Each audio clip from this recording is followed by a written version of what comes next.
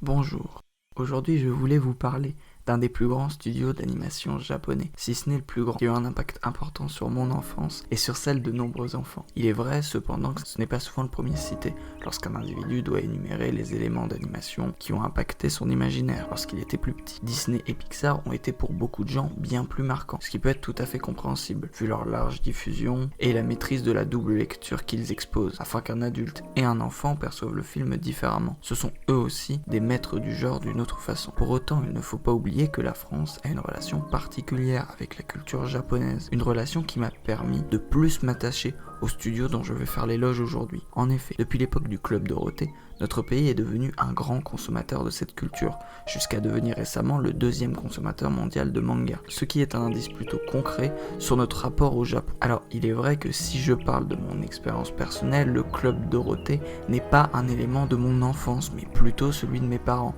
Or, c'est à travers que j'ai été initié à cette nouvelle culture, lorsqu'ils me présentaient des mangas quand j'étais plus petit, tels que Capitaine Flamme, Albator, Goldorak, mais aussi des films du studio dont nous allons parler aujourd'hui. Je pense que vous l'avez compris, nous allons parler du studio Ghibli.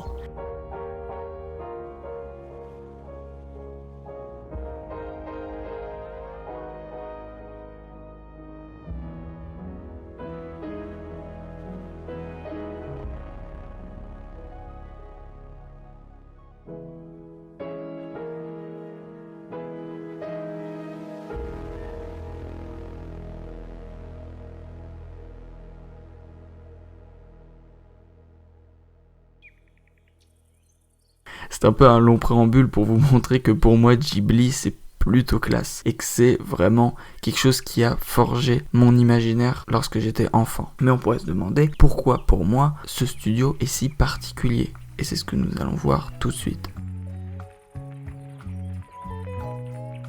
Les origines d'une vision.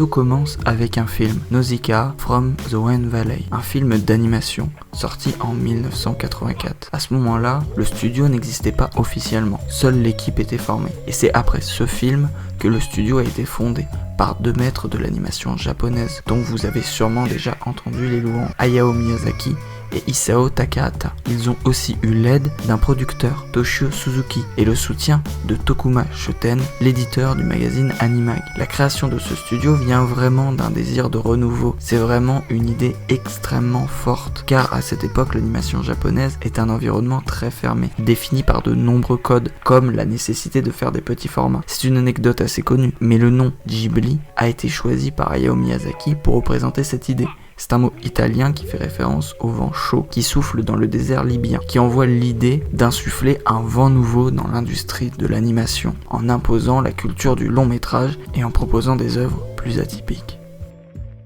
Un style intemporel et inimitable.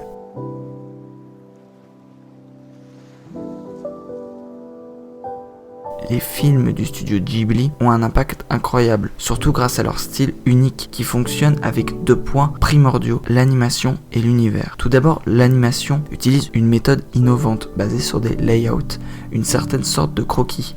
Hayao Miyazaki et Isao Takahata font ainsi de nombreuses recherches sous forme de dessins afin de réfléchir à l'animation avec leur équipe, afin de trouver la meilleure méthode pour transmettre les émotions et le mouvement. On peut ainsi observer des croquis de taille impressionnante, d'autres avec de nombreuses notes décrivant les scènes et enfin certains présentant des formes des plus incongrues. Cette partie sur la recherche est vraiment un point névralgique de la conception d'un film chez le studio Ghibli. De plus, l'ensemble du design étant réalisé par Hayao Miyazaki sur la plupart des films, on peut sentir son style de dessin à chaque fois. Pour Takahata, c'est plus complexe de le définir car il n'est pas un dessinateur aussi chevronné que son confrère. Cependant, il renouvelle son style à chaque fois, pouvant changer totalement la forme même de son univers. Par exemple, si nous comparons Le Conte de la Princesse Kaguya, un film sorti en 2014, et Mes voisins les Yamada, sorti en 99, la différence est frappante. Deuxièmement, l'univers et ses similitudes. En effet,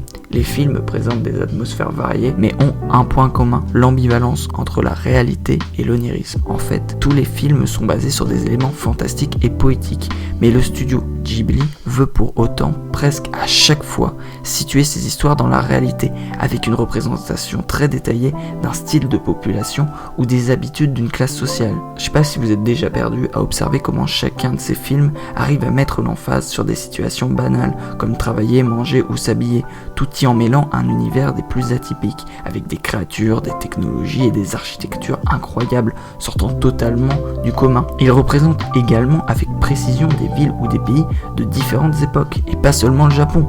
D'autres pays sont représentés comme l'Italie, l'Angleterre et même la France. Comme pour crédibiliser un univers pourtant fantaisiste, le studio Ghibli nous montre le réel à travers les yeux d'un enfant qui rêve. Le style propre au studio est donc bien un point d'ancrage à ce qui fait la magie Ghibli. Cependant, est-ce réellement le seul élément qui rend unique cet univers ?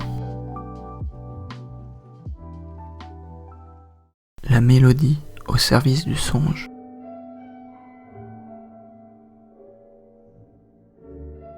S'il y a une chose qu'il faut bien comprendre, c'est que le médium animation, malgré ce que son nom semble vouloir inscrire, ne se base pas uniquement sur le visuel. Il est la somme d'un grand nombre de composantes qui le rendent tangible, comme la plupart des autres médias. Le cinéma ne peut pas se résumer à un simple scénario ou à une simple réalisation, et une musique a uniquement des paroles ou une instrumentale. Ainsi, un des éléments marquants de l'animation qui nous intéresse ici est la musique. Elle donne vie à ce que nous pouvons observer à l'écran, tout en appuyant sur les scènes, les sentiments et les points centraux d'une œuvre. Et chez Ghibli, elles sont d'autant plus importantes et marquantes. Vous avez forcément déjà entendu une musique d'un de leurs films. Ce qui est fou avec ces dernières, c'est bien qu'elles soient toutes différentes, pouvant être calmes ou totalement déchaînées, elles transpirent toute la fantaisie et l'imaginaire du studio. Lorsqu'on les entend, on a tout de suite des flashs de l'univers foisonnant des films de la firme. Dans un sens, elles sont le carcan de son âme. Et ce travail, on le doit à un homme qui représente l'un des piliers du studio, aux côtés de Miyazaki et Takahata. Son nom est Joe Hisaishi. Il est un compositeur, chef d'orchestre, pianiste et parolier japonais qui est à l'origine d'un très grand nombre de musiques du studio. Le côté grandiose de la BO peut d'ailleurs s'expliquer grâce à leur orchestration, faite d'une main de maître par notre cher Joe, permettant ainsi l'utilisation d'un très grand nombre d'instruments et d'obtenir un résultat d'une variabilité impressionnante. Hisaishi va même se permettre quelques folies au cours de sa carrière pour rendre hommage à certaines musiques qui sortent pourtant de son cadre habituel. On se rappellera de la phase dans Le vent se lève ressemblant plus à une composition napolitaine qu'à son style d'origine, pourtant très malléable, ou encore de sa version de la chevauchée des Valkyries pour Ponyo sur la falaise. Hisaishi va ainsi offrir un outil de choix à Miyazaki et au studio afin de pouvoir rendre pleinement vivantes ces images pourtant déjà animées.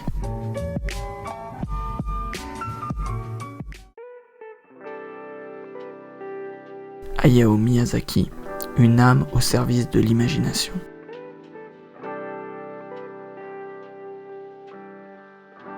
Il est pour moi primordial de vous fournir une petite description de la vie de cet artiste pour comprendre mieux l'essence du studio. Hayao Miyazaki est un réalisateur, producteur, scénariste, animateur, auteur et artiste de manga japonais. Il a une carrière énorme et il est vraiment célèbre comme conteur et réalisateur de films d'animation. Miyazaki a été décrit comme un artiste qui a réussi à combiner des éléments de Walt Disney, Steven Spielberg et Orson Welles, rien que ça. Il a même été décrit à plusieurs reprises comme le père de l'animation japonaise. Pendant son enfance, il a vécu la difficile période de l'après-guerre au Japon. Sa famille a même dû fuir la guerre et les bombardements. C'est un élément clé à comprendre pour essayer de percevoir ce qui anime son travail. L'impact de la guerre dans ses œuvres a été énorme. Il voulait ainsi montrer un message utopique à travers elle. Mais ça, vous allez pouvoir le percevoir bien mieux par la suite. Un message d'espoir.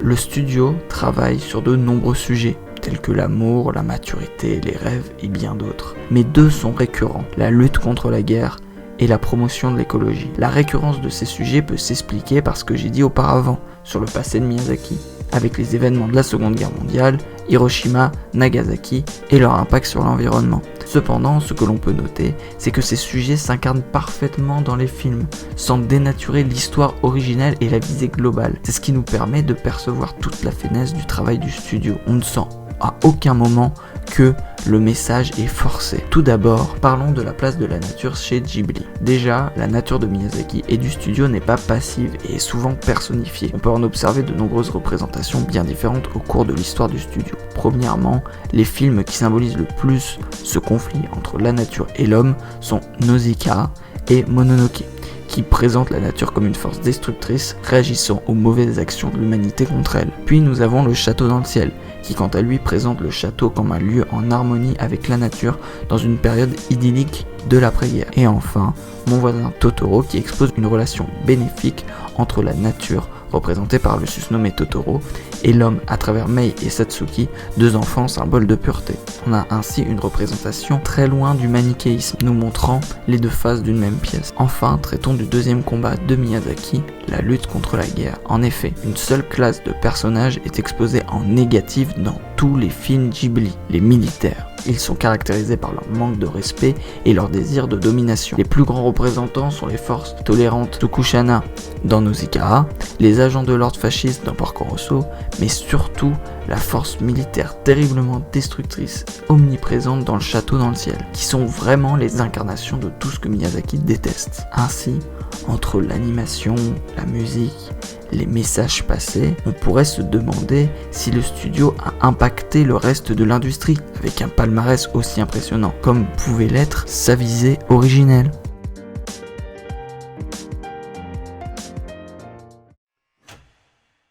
L'héritage et l'influence du studio. Bon, déjà, il ne faut pas se mentir. Le studio Ghibli est devenu un icône légendaire dans l'industrie de l'animation, du cinéma et de l'art en général. Ces films ont eu beaucoup de succès et un grand nombre d'entre eux sont devenus même cultes, allant jusque aux Oscars, ce qui est plutôt honorable pour des films d'animation, surtout à l'époque. De plus, l'impact du studio peut vraiment se faire ressentir grâce à l'effervescence de longs métrages dans l'animation japonaise après leur âge d'or, ou aussi l'apparition d'un style Ghibli qui a inspiré énormément de films et d'animés. Le studio Ghibli a même créé un musée situé à Mitaka, dans la province de Tokyo, telle une représentation de l'apothéose de leur travail. Le musée expose de nombreuses œuvres d'art liées à la production du studio, telles qu'une salle de projection présentant un court-métrage jamais diffusé en salle, un bureau où s'entassent des dizaines d'objets et de goodies en rapport avec leur univers, une bibliothèque imaginaire, des milliers de dessins que chacun peut feuilleter et des storyboards. Sur le toit se dresse aussi un gigantesque robot, Sentinelle, qui veille sur cet univers lyrique. Ce musée agit en quelque sorte comme un cadeau de la maison d'animation, nous permettant pendant un court instant de nous aussi parcourir un échantillon des mondes de contes et légendes qui ont su, au cours d'un temps, marquer à jamais notre imaginaire.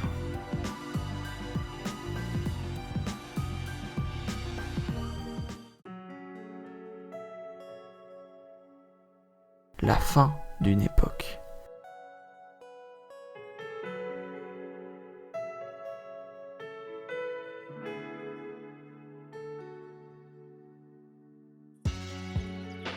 Malheureusement, ces années de travail de maîtrise ne pouvaient pas continuer éternellement. Le studio a ainsi arrêté la production de films à partir de 2014, à la suite de la retraite de Hayao Miyazaki en 2013. Mais est-ce vraiment la fin de notre épopée ? Bah, pas complètement. Depuis 2019, le fondateur d'une société de distribution affirmait que 2 nouveaux films étaient en préparation au sein du studio Ghibli. Une année s'est écoulée depuis ce rapport, et ce dernier tombait dans le vrai. Le studio nippon venant de confirmer via son message annuel fêtant la nouvelle année que 2 films étaient en production. Le premier projet à devoir voir le jour se nomme Kimitashi wa do Ikuruka, ou aussi How Do You Live, et ne devrait pas atteindre les salles de cinéma avant 2021 ou 2022. Produit par Miyazaki, cela remet un peu en question l'idée comme quoi il serait en retraite. Miyazaki devrait a priori revenir pour une hypothèse dernière œuvre qui reste encore inconnue, peut-être pour marquer le glas de sa carrière déjà très fournie. C'est drôle quand on y pense, car ce studio, ces films développant des univers pendant de longues années, ne sont que de simples décors et personnages en mouvement, animés de la main de l'homme, sans y porter clairement son humanité. Pourtant, malgré leur simple statut, ils symbolisent à eux seuls quelque chose de bien plus grand, une vision, un devoir, une perception. Enfin, quoi que ce soit vraiment, cette idée, elle, existe et restera le flambeau du studio. Et je pense que même si dans les années futures, sûr, il venait à disparaître comme toute chose. Cette flamme a laissé une marque indélébile sur la peau de tous les spectateurs de leur représentation onirique. Une marque qui se transmettra avec le temps, agissant comme un relais de la féerie du studio entre les générations, et comme une sorte de boucle. Ghibli prend ainsi tout son sens, le studio ayant transmis sa foi, non point à travers une brise éphémère, mais bien avec une brûlure faite directement à l'âme des spectateurs. Merci de m'avoir écouté. Et j'espère vous avoir donné envie de voir ou revoir le film du studio. Cette vidéo n'avait pas en aucun cas pour but de traiter de l'étendue de ce dont on pourrait parler sur le studio. À vrai dire, chaque film pourrait être décortiqué pendant des heures et des heures, tellement le symbolisme et les messages sont importants à l'intérieur, ancrés dans chacun des mouvements. Cependant, ce que je voulais faire avec cette vidéo, c'était surtout rendre hommage à quelque chose qui m'a beaucoup marqué. Vous trouverez dans la vidéo d'autres sources vous permettant de vous renseigner et ainsi de prolonger un petit peu vos recherches de votre côté. J'ai essayé de placer quelques anecdotes intéressantes ainsi que quelques avis que j'avais sur certains films. J'espère vous avoir donné envie de voir ou de revoir les films du studio. Si c'est le cas, c'est que j'aurai réussi ma mission. En tout cas, moi je vous dis à la prochaine et rêvez en regardant les films du studio Ghibli.